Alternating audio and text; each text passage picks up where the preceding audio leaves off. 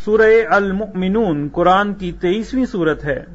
اس میں 118 آیات اور 6 رکوع ہیں۔ بسم اللہ الرحمن الرحیم۔ شروع اللہ کا نام لے کر جو بڑا مہربان نہایت رحم والا ہے۔ بے شک ایمان والے کامیاب ہو گئے جو نماز میں عجز و نیاز کرتے ہیں اور جو بیہودہ باتوں سے منہ موڑے رہتے ہیں اور جو زکوٰۃ ادا کرتے ہیں اور جو اپنی شرمگاہوں کی حفاظت کرتے ہیں مگر اپنی بیویوں سے یا کنیزوں سے جو ان کی ملک ہوتی ہیں کہ ان سے تعلق قائم کرنے میں انہیں ملامت نہیں، اور جو ان کے سوا اوروں کے طالب ہوں وہ اللہ کی مقرر کی ہوئی حد سے نکل جانے والے ہیں، اور جو امانتوں اور اقراروں کو ملحوظ رکھتے ہیں اور جو نمازوں کی پابندی کرتے ہیں یہی لوگ میراث حاصل کرنے والے ہیں، یعنی جنت الفردوس کے وارث بنیں گے، وہ اس میں ہمیشہ رہیں گے۔ اور ہم نے انسان کو مٹی کے خلاصے سے پیدا کیا ہے، پھر اس کو ایک مضبوط اور محفوظ جگہ میں نطفہ بنا کر رکھا، پھر ہم نے نطفے کا لوتھڑا بنایا، پھر لوتھڑے کی بوٹی بنائی، پھر بوٹی کی ہڈیاں بنائیں، پھر ہڈیوں پر گوشت پوست چڑھایا، پھر اس کو نئی صورت میں بنا دیا۔ سو بڑا برکت والا ہے اللہ جو سب سے اچھا بنانے والا ہے۔ پھر اس کے بعد تم مر جاتے ہو، پھر قیامت کے روز اٹھا کھڑے کیے جاؤ گے، اور ہم نے تمہارے اوپر کی جانب 7 آسمان پیدا کیے، اور ہم خلقت سے غافل نہیں ہیں۔ اور ہم ہی نے آسمان سے ایک اندازے کے ساتھ پانی برسایا، پھر اس کو زمین میں ٹھہرا دیا، اور ہم اس کے نابود کر دینے پر بھی قادر ہیں۔ پھر ہم نے اس سے تمہارے لیے کھجوروں اور انگوروں کے باغ بنائے، ان میں تمہارے لیے بہت سے میوے ہوتے ہیں اور ان میں سے تم کھاتے ہو۔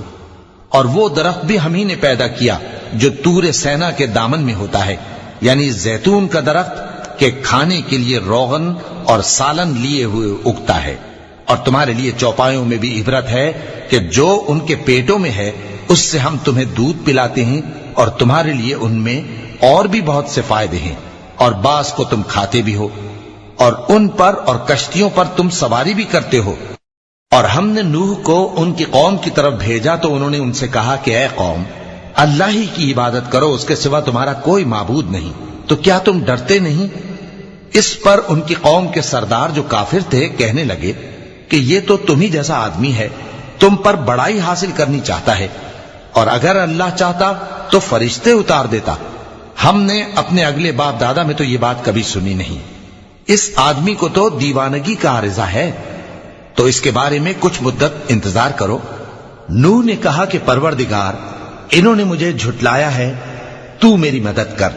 بس ہم نے ان کی طرف وحی بھیجی کہ ہمارے سامنے اور ہمارے حکم سے ایک کشتی بناؤ، پھر جب ہمارا حکم آ پہنچے اور تنور پانی سے بھر کر جوش مارنے لگے تو سب قسم کے پالتو حیوانات میں سے جوڑا جوڑا یعنی نر اور مادہ 2 کشتی میں بٹھا لو، اور اپنے گھر والوں کو بھی سوائے ان کے جن کی نسبت ان میں سے ہلاک ہونے کا حکم پہلے صادر ہو چکا ہے۔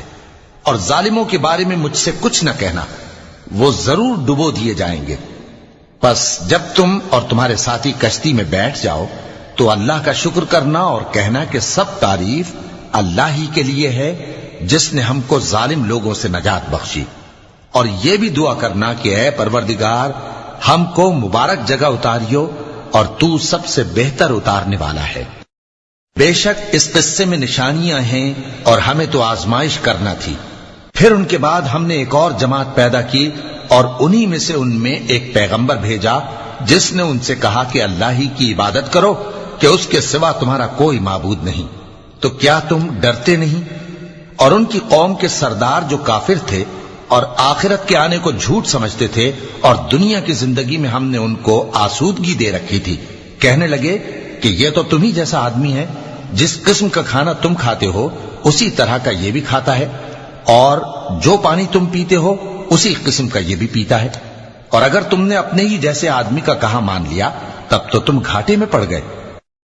کیا یہ تم سے یہ کہتا ہے کہ جب تم مر جاؤ گے اور مٹی ہو جاؤ گے اور ہڈیوں کے سوا کچھ نہ رہے گا تو تم زمین سے نکالے جاؤ گے؟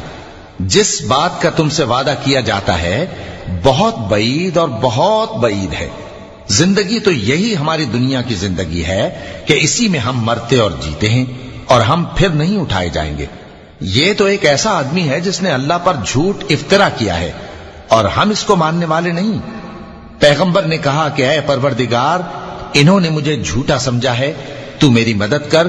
فرمایا کہ یہ تھوڑے ہی عرصے میں پشیمان ہو کر رہ جائیں گے۔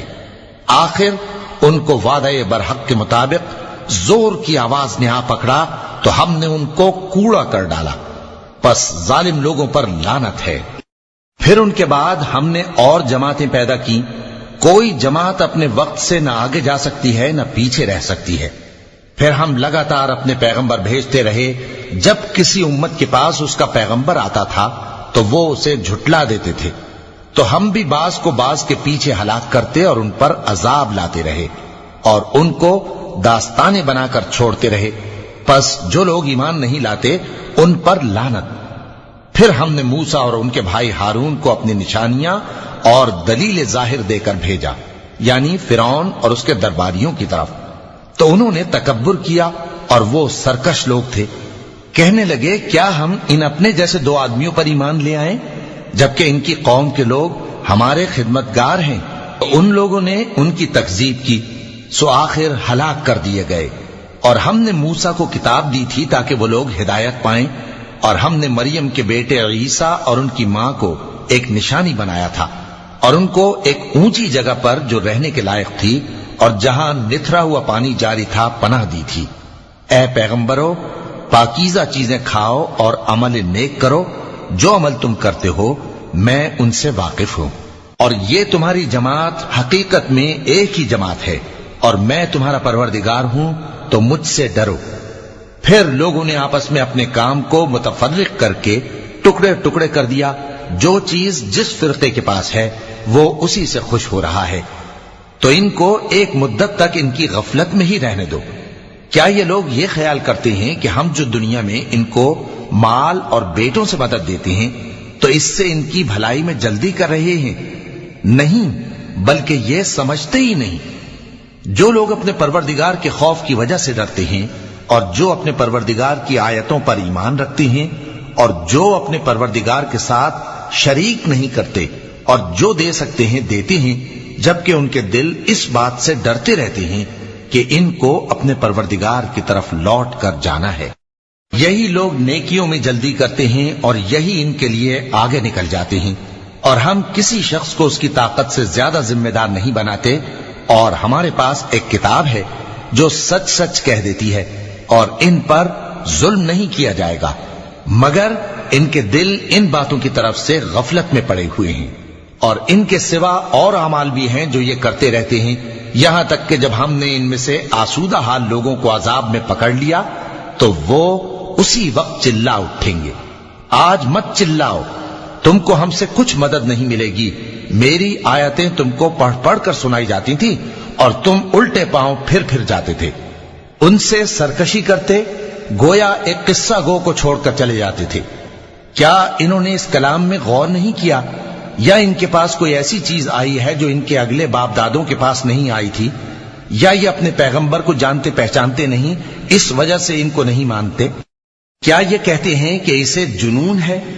نہیں، بلکہ وہ ان کے پاس حق کو لے کر آئے ہیں، اور ان میں سے اکثر حق کو ناپسند کرتے ہیں۔